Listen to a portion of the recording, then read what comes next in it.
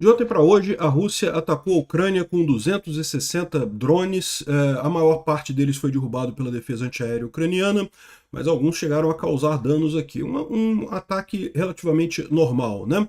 Isso está levando à preocupação da falta de foguetes para interceptação de mísseis balísticos. O Zelensky já tinha chamado a atenção para isso, e hoje ele fez uma proposta para os Estados Unidos sobre o licenciamento da fabricação de mísseis PAC-3 na Ucrânia, né? Isso é uma coisa extremamente importante, tá? Realmente a Ucrânia tem dinheiro para investir porque tem o empréstimo da Europa, tem interesse em produzir mísseis antiaéreos contra os mísseis balísticos russos, e tem a capacidade de experimentar isso no campo de guerra, né? Chega a ser curiosa essa história. Vocês lembram quando começou esse papo de mandar o Patriot para a Ucrânia?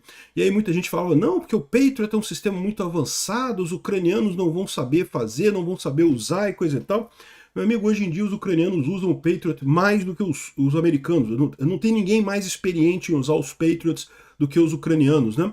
E agora eles podem fabricar os mísseis do Patriot para garantir a defesa aérea da Ucrânia. Acho uma proposta muito interessante. Vamos ver se o governo Trump vai aceitar, né? Os ucranianos de ontem para hoje não fizeram nenhum ataque significativo, embora tenha algumas coisas sido atingidas aqui no sul da Rússia. Na linha de frente também nenhuma mudança significativa. Continua a seca na Crimeia, sem combustível na Crimeia, o pessoal russo cada vez mais apavorado com isso. Eu sou Peter Turguniev, esse é o canal Mundo e Revolução, e nós vamos falar agora sobre a situação na Ucrânia. Hoje, dia 1º de junho de 2026, são 8 horas da manhã aqui em Nova York, 3 da tarde lá em Kiev, no momento que eu gravo esse vídeo, e as notícias aqui foram sugeridas por o Vanin, é do majoritário do lote do IP, operador GT e várias outras pessoas. Obrigado aí ao pessoal que sugeriu notícias lá no nosso site, no www.revolving.com, e obrigado a você que está assistindo o nosso vídeo. Se você gosta do nosso conteúdo, por favor, deixa o seu like, se inscreva aqui no canal, né? Pois bem, de ontem para hoje, os russos lançaram 265 drones contra a Ucrânia, dos quais 228 foram derrubados pelas defesas antiaéreas ucranianas. Um excelente resultado. Infelizmente, ainda teve 18 locais na Ucrânia que foram atingidos por drones russos de ontem para hoje, né? Um dia normal, vamos dizer assim, nada muito excepcional, né? Os ucranianos, por sua vez, não fizeram nenhum grande ataque de ontem para hoje, mas a gente tem alguns resultados aqui de ataques que aconteceram nos dias anteriores. Por exemplo, essa estação de bombeamento ali em Ryazan foi atingida entre os dias 26 e 27 de maio, e aqui mostra o dano causado nessa subestação, né? Aqui tá a imagem mostrando tudo destruído aqui, essa casa aqui principal aqui que ficam as bombas e coisa e tal, tudo destruído. Essa aqui é a mesma imagem daqui, ó, mostrando aqui, não, essa aqui é outra imagem, essa aqui é em Nizhny Novgorod, é uma outra estação de bombeamento em Nizhny Novgorod, também destruída pelo ataque ucraniano aqui nesse manifold que fica aqui do lado de fora, atingido também aqui essa estação de bombeamento, né? Os ucranianos têm sistematicamente destruído essas estações de bombeamento da Rússia, porque isso tem dois efeitos muito interessantes. Primeiro, diminuir a produção de petróleo na Rússia, né? Essas estações de bombeamento saem lá da Sibéria, que é onde é a principal região produtora de petróleo da Rússia, e levam o petróleo para onde tem os refinos e o local de exportação. O que acontece se o petróleo não pode sair da Sibéria? Não tem muito onde armazenar ele na Sibéria, ele tem que ser escoado, né? E aí a alternativa que eles têm é parar a produção, e parar a produção, particularmente em poços em lugares muito frios, é uma coisa trágica, tá? Porque, veja, o petróleo que vem do fundo da terra, ele vem aquecido. Então ele consegue passar pelo poço, né, que tá, ali é muito frio, né, na Sibéria é uma região muito fria, ele consegue passar por ele sem problema, porque ele está quente, ele está aquecido vindo do interior. Se você fecha aquele poço, né, o petróleo para de passar, ele fica parado, aquela coluna de petróleo ali, aquilo ali congela, meu amigo. Congela, mesmo em locais quentes, no Brasil, na Arábia Saudita, nesses lugares assim, é uma operação delicada você fechar um poço de petróleo, porque você pode fazer o chamado tampão de parafina, né? A parte mais pesada do petróleo acaba bloqueando o poço, e aí depois para você voltar a operar esse poço é muito difícil, né? Então essa operação de você fechar um poço e reabrir ele de novo é uma coisa muito delicada, particularmente muito mais naquela região da Sibéria. E a gente já tem informação de que muitos poços já foram fechados por lá. Isso significa que em muitas dessas situações, provavelmente a Rússia vai perder aquele poço. Porque a única alternativa que você tem é furar de novo até chegar lá no petróleo, lá embaixo, onde ele está aquecido, para conseguir novamente fazer com que ele flua para a superfície, né? Ou seja, basicamente é jogar fora aquele poço e fazer um outro poço novo, né? E essa tem sido sistematicamente a estratégia ucraniana de atingir essas estações de bombeamento que ficam ali, que ligam, né, a região da Sibéria com as refinarias e as regiões de exportação de Moscou. Né? Até aqui, um sucesso muito grande essa estratégia ucraniana. Aqui teve também ataques em Luhansk e outras regiões temporariamente ocupadas da Ucrânia. Né? Isso daqui é um depósito de munição em Rovenki, lá próximo de Luhansk. Aqui também teve vários ataques aqui em Perevalny, que fica na Crimeia temporariamente ocupada. Então aqui os ucranianos também atingiram aqui um dormitório e uma cafeteria dos soldados russos lá em Perevalny, né? O dormitório e a cafeteria e a cantina, né? Então, grande sucesso daqui também.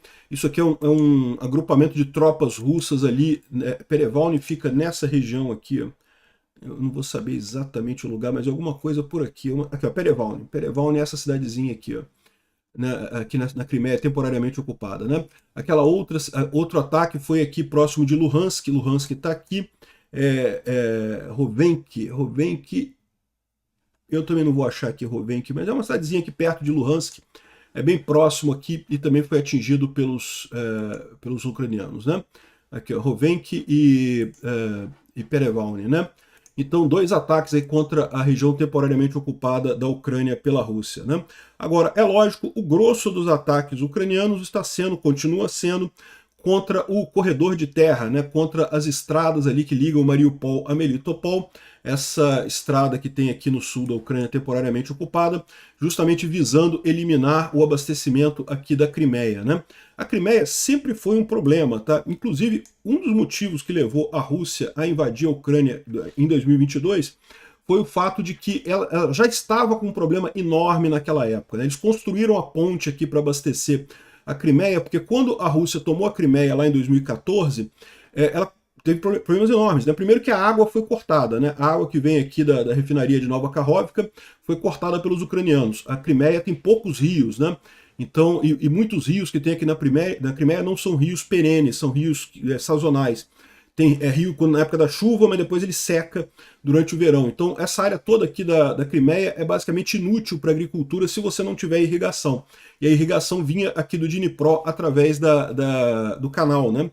E o canal estava fechado. Aliás, o canal fechou de novo, né? Ou seja, o que os russos conseguiram em 2022, o fato deles insistirem nessa ocupação, eles estão perdendo. Primeiro perderam o canal aqui da Crimeia, porque destruíram o reservatório de Nova Kakhovka, então agora também não tem água para a Crimeia aqui.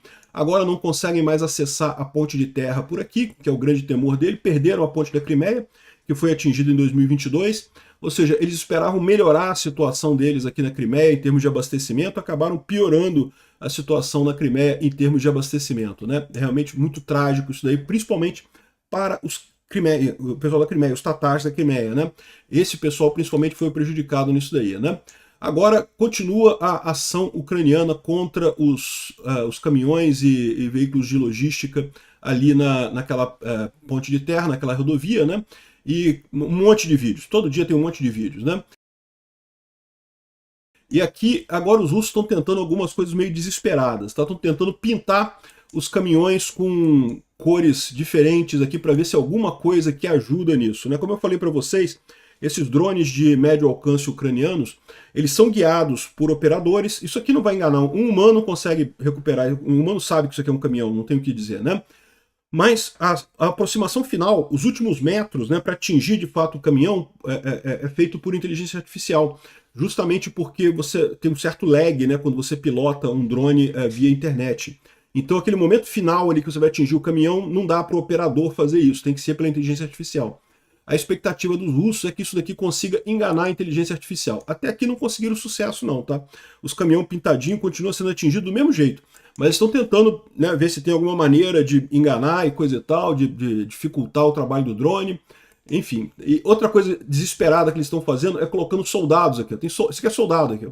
Estão botando soldados com fuzil na estrada de pé para ficar vendo drone, se o drone vier atirar nos drones e coisa e tal. Cara, é das coisas mais absurdas do mundo. Porque já é muito difícil para uma pessoa, um soldado, conseguir derrubar um drone na base do tiro, né? Não é uma coisa fácil de fazer isso, né? E nesse caso aqui fica mais difícil ainda, que são poucos soldados de distância. Aqui parece, no final do vídeo, aparece um blindado aqui, ó, que eu não sei se é uma metralhadora, aqui, pode ser uma metralhadora isso aqui. Isso aqui ajuda um pouco mais, uma metralhadora tem uma chance um pouco maior de acertar um drone mais do que um soldado sozinho, né? Agora, o que ajuda mesmo, como a Ucrânia consegue derrubar esses drones, é usando o Gepard, porque o Gepard não apenas é uma metralhadora muito rápida, como ele também tem a mira automatizada, né? Então ele é todo feito por radar, ele detecta a trajetória do drone, faz o cálculo e já atira com a trajetória do drone, né? É muito difícil para um ser humano conseguir calcular isso tudo no ar ali, né? Você não tem a percepção de profundidade adequada e coisa e tal. Então, só que esse veículo russo aqui não tem isso, não tem nada automático não, é só uma metralhadora, você tem que continuar tentando acertar na base do nariz, né? E, enfim, essas duas medidas aqui, puro desespero, não tem nada de efetivo nessa história, né? Continua o racionamento na Crimeia, tá cada vez mais postos sem gasolina na Crimeia. Aqui, ó, o Fighter Bomber está falando aqui que a falta de combustível na Crimeia está sendo gerada por problemas de logística, inclusive restrição ao transporte de combustível via linha ferroviária, tá? A danificação dos ferry boats, né? É aquilo que a gente falou, né? Ou seja, os ucranianos atingiram a linha ferroviária que tinha aqui na ponte da Crimeia. Ela está de pé, ela não caiu, mas ela está com problemas estruturais, ou seja, você não pode botar carga ali, senão ela cai de vez. E também os ferry boats que atravessavam aqui foram totalmente destruídos pelos ucranianos aqui, os portos e os ferry boats que atuavam aqui, e também aqui no porto de Taman, do lado de cá, né? Os ucranianos atingiram várias vezes esses portos aqui, né? E tem ferrovia aqui também, mas essa ferrovia aqui também, ela entra na linha de fogo dos ucranianos, tá? Aliás, os ucranianos atingiram várias vezes os trens aqui, né, antes até de atacar a rodovia que fica mais à distância, né? Os russos tinham parado de usar a ferrovia porque estava perto demais da linha de frente. Aqui em Tokmak, nessa região, os ucranianos atingiam os trens com drones. Aí passaram a usar a estrada, só que a estrada agora já não adianta também, né? A estrada também tem problemas. Ou seja, é uma situação complicada mesmo, né?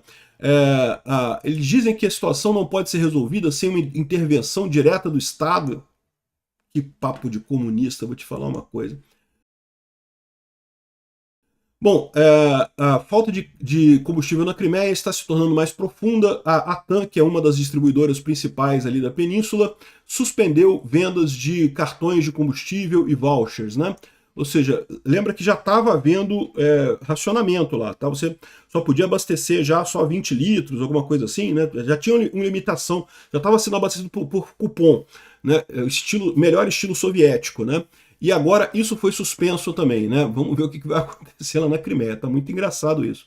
E aliás, os ucranianos também atingiram o navio no porto de Berdiansk, o navio de carga no porto de Berdiansk. O porto de Berdiansk é esse porto aqui, é um porto que está sendo usado pelos russos para descarregar cargas e munições e coisas para a região temporariamente ocupada da Ucrânia e até para apoio à linha de frente aqui. E agora esse porto também está na linha de fogo dos drones de médio alcance ucranianos, né? Então os ucranianos estão destruindo também esses tanques aqui, esses cargueiros aqui. É uma ótima notícia. Ou seja, os territórios temporariamente ocupados da Ucrânia não estão servindo para absolutamente nada para os russos, né? Bom, aqui tem mais imagens de ataques ucranianos na região de Donetsk, né? Alvos ali em Burras, Novoselivka, vários ataques aqui ucranianos contra instalações russas ali em Donetsk. Aqui mais ataques também aqui nessa região também em Donetsk, mais coisas pegando fogo aqui pelo pessoal. E aqui algumas imagens de ações ucranianas na linha de frente. Aqui você vê um obus russo sendo atingido pelos ucranianos aqui.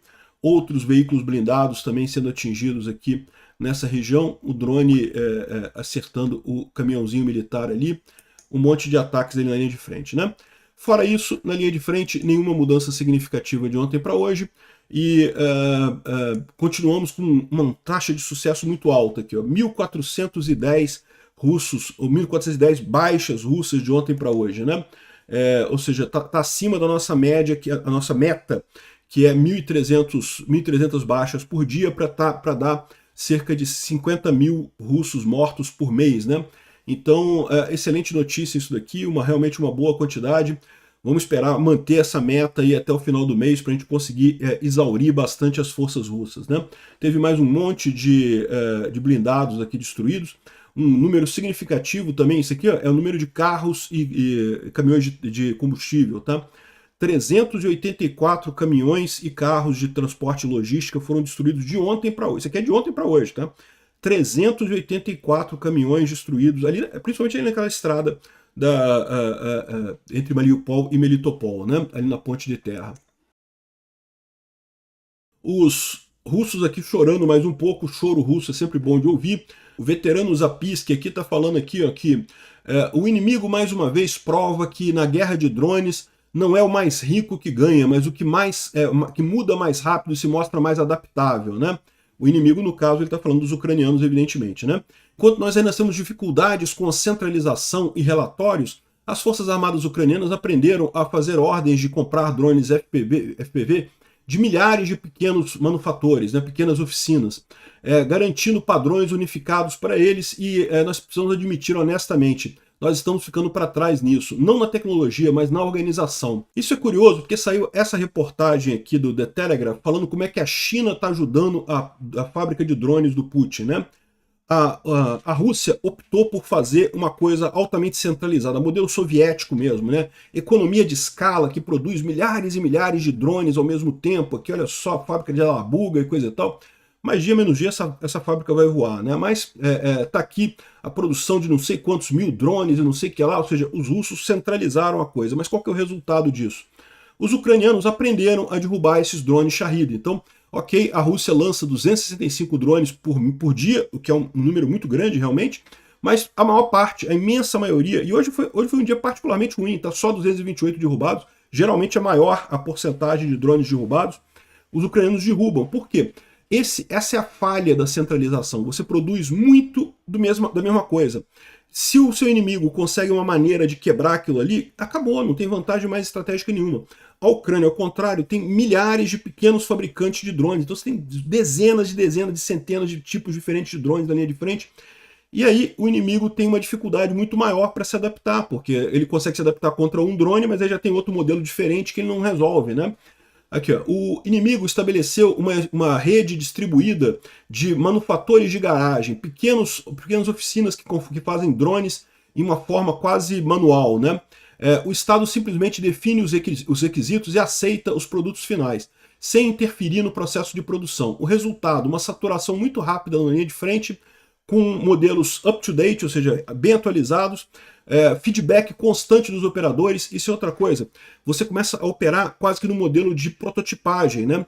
Tipicamente, a produção em massa, você começa a desenhar as máquinas que vão fazer aquele drone específico, que justamente é o objetivo de você ter a vantagem da produção em massa, né? O ganho de escala da produção em massa vem justamente de você poder ter muitas economias ao produzir a máquina que vai produzir o drone. Isso é como a Rússia faz. No final das contas, a Ucrânia faz diferente, faz protótipo. Qual que é a vantagem disso? O cara, o operador, lá, ih, cara, essa hélicezinha aqui não tá boa não, tem que mudar essa hélice aqui, ou sei lá, uma peça qualquer do drone. Tem que mudar isso daqui. Rapidinho você troca. Você não tem uma máquina para fazer o drone, é tudo feito na oficina. Então você muda aquilo muito rapidamente, né? Melhorias imediatas, né? O feedback constante, né? Retroalimentação constante de informações para os fabricantes. Enquanto isso, nós ainda estamos confiando em nossas grandes fábricas de produção nossas, com ciclos de procuração, né, de construção de drones enormes, sujeitos à burocracia, procedimentos que acabam ficando para trás por meses, né? Além disso, existe uma seletividade extrema, escolhendo soluções provadas e não buscando coisas que podem ser boas, né? Soluções locais. Ou seja, o pessoal busca o drone Shahid, que é dos iranianos, que já está um tempão lá, que já é usado um tempão. Pode ser que nesse meio tempo os próprios russos já tivessem descoberto alguma coisa nova, alguma outra alternativa, mas não, ninguém aposta em novas alternativas. É o Shahid mesmo, né? Qualquer novo modelo precisa passar por ciclo sem fim de aprovação, mesmo com protocolos de teste já em local, já sendo produzido, já mostrando sucesso. Isso mata a iniciativa e a velocidade. Ou seja, o pessoal está mostrando aqui o que eu falo para vocês. A organização ucraniana descentralizada e distribuída está ganhando da centralização russa, né? E sim, a China está apostando nisso aqui, está ajudando a Rússia tem conseguido produzir muitos Shahids e coisa e tal, mas a efetividade desse tipo de produção, no final das contas, a Rússia está gastando uma grana, tá? É caro lançar esses Shahids. Não sai barato, não. Estão gastando um dinheiro com isso e não conseguem causar dano suficiente, né? E aí você vê a inovação ucraniana, né? Hoje faz um ano da Operação Spiderweb. Vocês lembram da Operação Spiderweb que aconteceu, né, há um ano passado, né? Os ucranianos contrabandearam um monte de dronezinhos para dentro do território russo e com isso atacaram vários aviões, né? Um terço da Força Aérea Russa foi destruída nesse dia, ano passado. Que coisa linda, cara. Foi realmente uma operação fantástica. Isso aí tudo filmado, tudo com imagem, olha só. Os russos não tiveram nem o que falar, porque tinha tudo filmado, tudo com imagem, tudo mostrado ali. Vários aviões russos destruídos num único dia, com um único ataque, que, de novo, né, jamais funcionaria no modelo burocrático russo. Né? Aqui tem mais imagens aqui desses ataques ucranianos e coisa e tal. Muito bacana essa operação Spiderweb. Né? Bom, o Instituto para Estudo da Guerra não traz aqui nenhuma grande novidade. Aqui fala sobre o problema da ponte de terra da Crimeia, que a gente já falou sobre isso também. Agora, a Romênia disse que confirmou que o drone é russo, é um Geran 2 da Rússia, é um drone desses fabricados nessa fábrica aqui, feita pelos chineses e pelos russos, e pediu que a Rússia pague os danos e indenize as famílias e mais um monte de coisa, e pediu reação da OTAN e dos aliados europeus. Dica para o pessoal da Romênia: ajuda a Moldova a livrar a Transnistria. Usa isso daqui como desculpa para tomar a Transnistria. Acho lindo, vai ser ótimo. Bom, o Zelensky está partindo para um passo adiante nessa questão dos drones. Olha só o que diz o Zelensky. Da tecnologia americana, a Ucrânia dependia muito das forças americanas a coisa de 2 anos atrás, 3 anos atrás, no início dessa guerra. Hoje em dia não depende mais tanto assim, tá? Mas tem dois fatores ainda são muito importantes. O primeiro é o HIMARS, ainda é muito usado pelos ucranianos, por mais que não tenha mais aquela vantagem competitiva do início, ainda é muito usado, ainda é muito efetivo, mas principalmente os Patriots. O Patriot é hoje em dia o mais crucial para a Ucrânia nessa guerra, porque os drones os ucranianos derrubam com muita facilidade. Mas quando vem mísseis balísticos, né, o míssil balístico é mais complicado, tem uma carga explosiva muito grande, pode atingir coisas muito sérias lá em Kiev, né? E o que o Zelensky está colocando aqui é que não há produção de antimísseis balísticos nos Estados Unidos suficientes, e isso pode levar a uma crise em diferentes partes do mundo. O que o Zelensky está apontando aqui? Não é só aqui na Ucrânia, não. Lá no Oriente Médio também, com relação a eventuais ações americanas no Irã e em outras partes do mundo, né? A Rússia está aumentando a sua produção interna de mísseis balísticos. Eu mandei uma carta para a Casa Branca e para o Congresso americano, eu espero que eles entendam o que eu pedi e respondam. A produção atual é de entre 60 e 65 mísseis antibalísticos por mês. Isso daqui, meu amigo, não dura 10 dias na Ucrânia. 60 dias não dura 10 dias. 60 mísseis não dura 10 dias na Ucrânia. Comparado com os atuais desafios na linha de frente, isso não é nada. É muito pouco, né?